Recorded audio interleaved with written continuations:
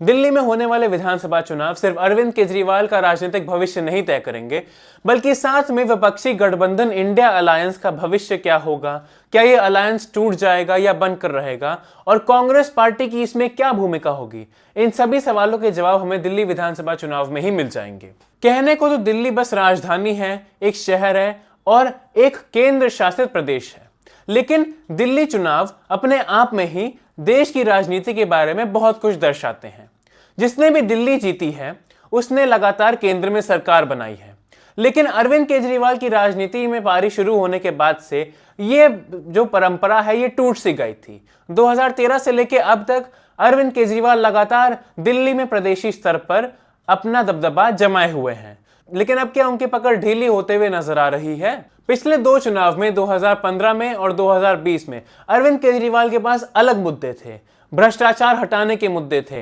यमुना को साफ करने के मुद्दे थे, एक नई राजनीतिक चेतना जागरूक करने के मुद्दे थे। लेकिन इस बार 10 साल सरकार में रहने के बाद अरविंद केजरीवाल के पास अपने हित में कम मुद्दे बचे हैं और अपने खिलाफ ज्यादा मुद्दे खड़े होते हुए नजर आ रहे हैं। बहुत ही आक्रामक तौर पर कांग्रेस पार्टी और आम आदमी पार्टी अब एक दूसरे के पीछे लग गए हैं और एक दूसरे के उम्मीदवारों को झूठा बता रहे हैं, फरेब बता रहे हैं, फर्जीवाल बता रहे हैं। ऐसे में इंडिया गठबंधन प्रदेशी स्तर पर अपने गठबंधन को ढंग से निभा नहीं पा रहा है। अरविंद केजरीवाल के खिलाफ खुद इस बार कांग्रेस पार्टी ने शीला दीक्षित के बेटे संदीप दीक्षित को उतार दिया है। आतिशी के खिलाफ अलका लांबा को उतारने की बात चल रही है और ऐसा लग रहा है कि हर विधानसभा सीट पर आम आदमी पार्टी को सिर्फ भारतीय जनता पार्टी टक्कर देने के मूड में नहीं है, बल्कि कांग्रेस पार्टी भी पूरे जोर शोर से इस बार आम आदमी पार्टी को तोड़ने में लगी हुई है। अरविंद केजरीवाल जिन वादों पर जीत कर आए थे उनमें से कई वादे अभी भी अधूरे से रह गए हैं। उन्होंने मुफ्त बिजली दी होगी, महिलाओं को धनराशि दी होगी, अच्छे स्कूल बनाए होंगे, लेकिन वो अभी तक यमुना का पानी साफ नहीं कर पाए हैं। और ये बात अरविंद केजरीवाल ने खुद भी मानी है कि मुझे आखिरी के 5 साल दे दीजिए, इस बार मैं पक्का यमुना साफ कर दूंगा। और यमुना की गंदगी एक बहुत बड़ा मुद्दा है दिल्ली वासियों के लिए। साथ में दिल्ली में फैला हुआ वायु प्रदूषण भी दिल्ली वासियों के लिए एक अहम मुद्दा है जो शायद इस चुनाव में उभर कर आए। अरविंद केजरीवाल ने 10 साल की सरकार में इन दोनों ही मुद्दों पर बहुत कम काम किया है और ऐसा कोई प्रभावशाली निर्णय नहीं लिया जिससे दिल्ली में प्रदूषण का स्तर कम हो या यमुना और ज्यादा साफ हो जाए। जैसे एक जमाने में कांग्रेस पार्टी हिंदू शब्द और सनातन धर्म जैसे शब्दों से दूरी रखना चाहती थी, दूरी बनाए रखना चाहती थी, उस तरीके से आम आदमी पार्टी भी थी। लेकिन बाद में प्रधानमंत्री मोदी की राजनीति में इतनी प्रचंड बहुमत बनाने के बाद से अरविंद केजरीवाल को यह समझ में आया कांग्रेस पार्टी की तरह कि अब टीका लगाए बिना और मंदिर जाए बिना और मंदिर की बात किए बिना हम शायद चुनाव नहीं जीत पाए। कई वरिष्ठ पत्रकारों ने यह बात बार बार उठाई थी कि आम आदमी पार्टी की सरकार दिल्ली में अपने आप को एक हिंदुत्ववादी सरकार की तरह दर्शाना चाहती है। चाहे हम इसकी बात इससे करें कि बहुत समय पहले अरविंद केजरीवाल ने यह कहा था कि चलिए सब लोग दिवाली पे एक साथ देश की शांति के लिए आरती करते हैं। राम राज्य, राम की बात, ऐसी चीजों के बारे में बयान देने में भारतीय जनता पार्टी सबसे आगे रहती है। लेकिन अगर उसके पीछे कोई पार्टी है तो वो कांग्रेस पार्टी नहीं है, वो आम आदमी पार्टी है। जब वो अपने बजट को राम राज्य बजट की तरह दर्शाते हैं तो ये बात साफ है कि वो कोशिश कर रहे हैं अपने आप को भारतीय जनता पार्टी के सामने एक विकल्प की तरह प्रस्तुत करने के, लेकिन ये कोशिश नाकाम साबित हुई है। भले ही 15 और 20 में अरविंद केजरीवाल विधानसभा चुनाव में बाजी मार गए हों और सरकार बना गए हों प्रचंड लहर के साथ, एमसीडी में भी उन्हें बड़ी जीत हासिल हुई, उसके बाद भी लगातार लोकसभा चुनाव में दिल्ली की एक भी लोकसभा सीट पर आम आदमी पार्टी ने जीत दर्ज नहीं की है। बल्कि पिछले 3 चुनावों में 24 के चुनाव को मिलाकर जहां पर प्रधानमंत्री मोदी अपने सबसे कमजोर स्तर पर थे, उसमें भी अरविंद केजरीवाल दिल्ली की 7 सीट हार गए भारतीय जनता पार्टी से, और वो भी और भारतीय जनता पार्टी के उम्मीदवारों ने 7 सीटों पर एक बड़े बहुमत के साथ जीत दर्ज करी है। तो अगर अरविंद केजरीवाल के राजनीतिक जीवन पे एक छोटा सा विश्लेषण किया जाए पिछले 10 साल में, तो उन्होंने बहुत सी रेवड़ियां जरूर बांटी हैं, उन्होंने मुफ्त बिजली, मुफ्त पानी, इन सब की बातें जरूर की हैं, उन्होंने कई वादे निभाए, कई वादे नहीं निभाए, लेकिन उनका जो एक हिंदुत्व के साथ प्रयोग था वो प्रयोग पूरी तरीके से ध्वस्त हो चुका है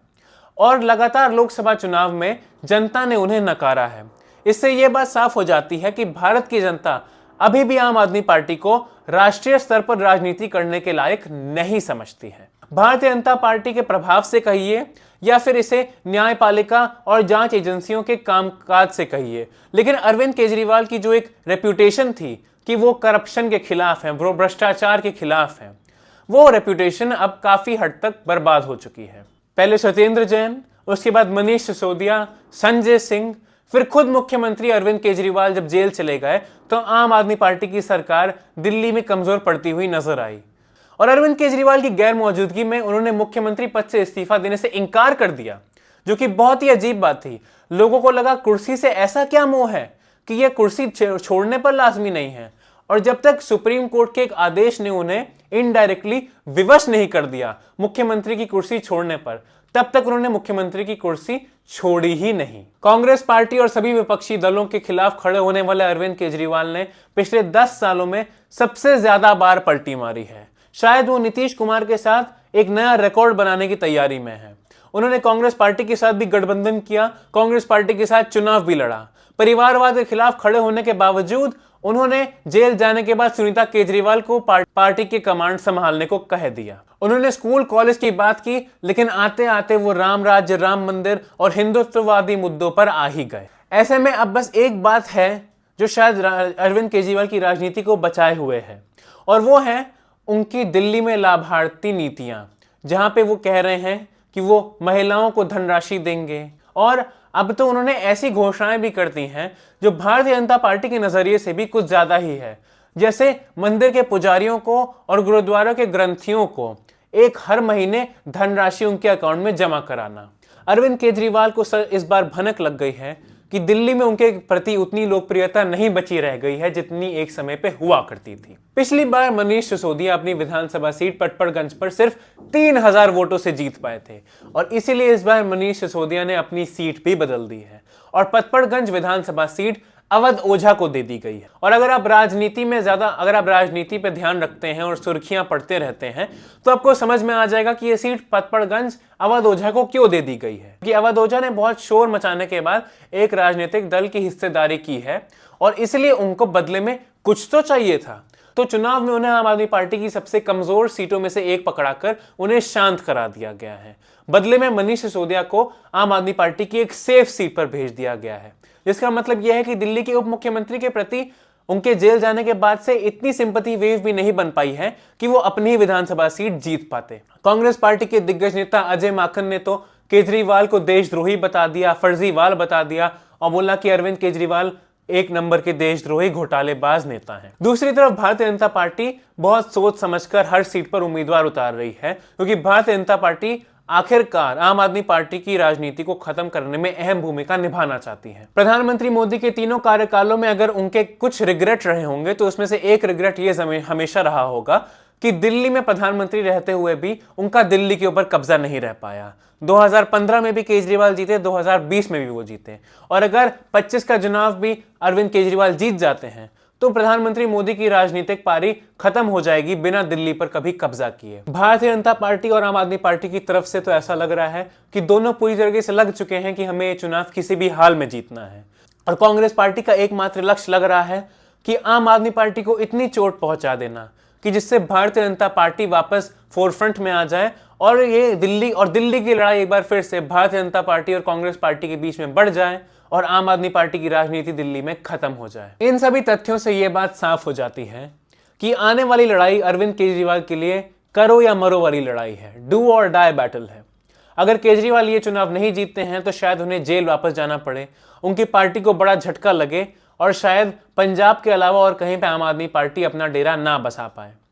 दूसरी तरफ प्रधानमंत्री मोदी अपनी ब्रांड मोदी इमेज को और ज्यादा मजबूत कर लेंगे अगर वो ये चुनाव जीत जाते हैं, क्योंकि लगातार लोकसभा चुनाव के बाद वो बड़े राज्यों के चुनाव जीतते आए हैं। भारतीय जनता पार्टी, आम आदमी पार्टी, कांग्रेस पार्टी की वजह से लगभग हर विधानसभा सीट पर एक त्रिकोणीय लड़ाई होने वाली है, ट्रायंगुलर फाइट होने वाली है।